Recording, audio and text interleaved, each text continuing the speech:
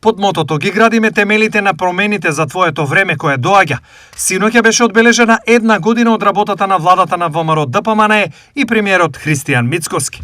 Година беше година на напорна работа, на посветеност и на враќање на довербата, консолидирање на состојбите и стабилизација.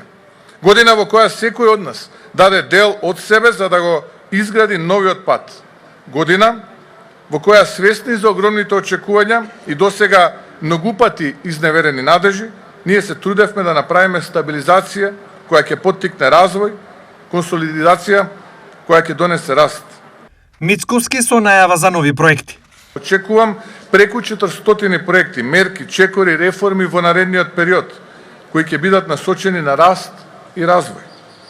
Подобар стандард, поквалитетно образование, борба против корупција, инвестиции, реформи во здравството, големи проекти во инфраструктурата, реформи во даночната политика и справување со инфлацијски и предизвици на животниот стандард, проекти за млади, проекти за земјоделци, проекти за работници, проекти за купување на нов дом, возила, проекти кои ќе го донесат времето за кое сите се надеваме и длабоки промени кои ги заслужуваме.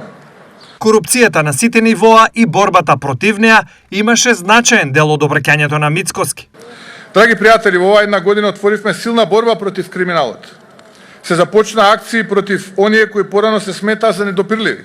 Денес тие неславни корифеи на неправдата се бегство од законот, а силно се удри и по наркобандите, особено во Скопје.